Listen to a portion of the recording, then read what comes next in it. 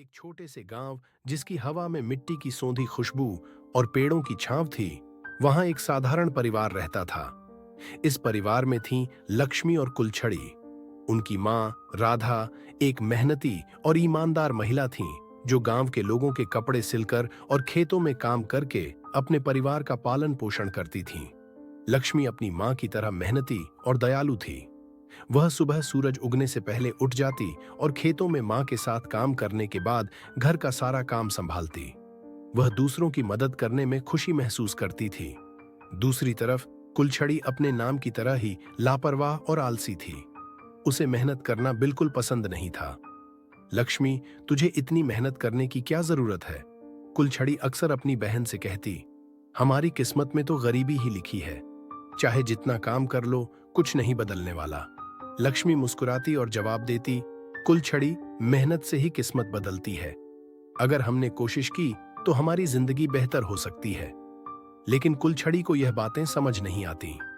वह अपने सपनों की दुनिया में खोई रहती थी, जहां उसे कुछ करने की जरूरत नहीं थी और हर चीज अपने आप हो जाती थी। एक दिन राधा ने दोनों बहनों को लकड़ियां लाने के लिए जंगल भेजा। जंगल गांव से दूर था और वहां जाना थोड़ा खतरनाक भी माना जाता था, लेकिन और कोई रास्ता नहीं था। लकड़ियां लाते समय सावधान रहना, राधा ने चेतावनी दी। जंगल में बहुत सी रहस्यमयी बातें होती हैं। लक्ष्मी ने मां की बात ध्यान से सुनी और कुलछड़ी को समझाया, चल जल्दी काम खत्म कर लें ताकि देर ना हो। दोनों बहनें जंगल पहुंची और लकड़ियां इकट्ठा करने लगीं। लक्ष्मी हमेशा की तरह काम में जुट गई, जबकि कुलछड़ी धीरे धीरे काम कर रही थी।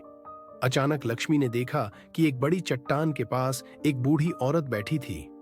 वह बहुत थकी और कमजोर लग रही थी। बेटी, क्या तुम मेरी मदद कर सकती हो? बूढ़ी औरत ने कांपती आवाज में कहा। लक्ष्मी ने तुरंत अपना झोला खोला और उसमें से एक रोटी और थोड़ा पानी निकालकर बूढ़ी औरत को दे दिया।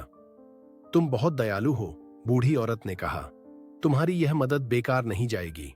मैं तुम्हें एक तोहफा देना चाहती हूं।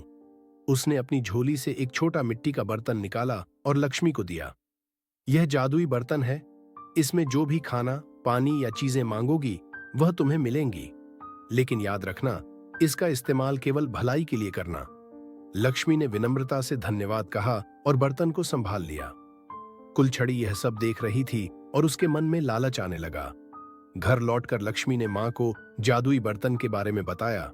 मां को पहले यकीन नहीं हुआ, लेकिन जब लक्ष्मी ने बर्तन से खाने की मांग की तो बर्तन ने तुरंत स्वादिष्ट भोजन तैयार कर दिया। मां और लक्ष्मी की खुशी का ठिकाना नहीं रहा। अब हमें भूखा नहीं रहना पड़ेगा, राधा ने आंसू पोंछते हुए कहा। लेकिन कुलछड़ी ने सोचा, अगर यह बर्तन मेरे पास होता तो मैं राजा के जैसे आराम से जी सकती थी। कुलछड़ी ने लक्ष्मी से कहा, मुझे भी इस बर्तन का इस्तेमाल करना सिखाओ। लक्ष्मी ने उसे सब कुछ सिखाया, लेकिन कुलछड़ी के मन में सिर्फ लालच था।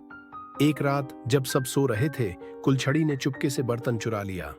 उसने बर्तन से सोने और चांदी की मांग की। बर्तन ने उसकी मांग पूरी कर दी। कुलछड़ी ने सोने के सिक्के जमा करने शुरू कर दिए। लेकिन जैसे जैसे कुलछड़ी का लालच बढ़ता गया, बर्तन ने काम करना बंद कर दिया। वह सिर्फ भलाई के लिए बना था और कुलछड़ी की स्वार्थी मांगें उसे कमजोर कर रही थीं। धीरे धीरे उसके पास जो सोना और चांदी था वह भी गायब होने लगा। कुलछड़ी को अपनी गलती का एहसास हुआ। उसने लक्ष्मी से माफी मांगी और बर्तन लौटा दिया। लक्ष्मी ने अपनी बहन को माफ कर दिया और समझाया कि मेहनत और ईमानदारी से ही जीवन में खुशियां आती हैं। इसके बाद कुलछड़ी ने मेहनत करना शुरू किया। उसने अपनी आदतें बदल लीं और लक्ष्मी की तरह बन गई। दोनों बहनों ने मिलकर एक नई शुरुआत की। लक्ष्मी और कुलछड़ी ने अपने परिवार को गरीबी से बाहर निकाला। वे दोनों एक दूसरे का सहारा बनी और साथ मिलकर खुशहाल जीवन जीने लगीं। लालच और शॉर्टकट से कुछ हासिल नहीं होता। मेहनत, ईमानदारी और दया ही जीवन की असली दौलत है। आपको यह भाग पसंद आया हो तो चैनल को सब्सक्राइब करें।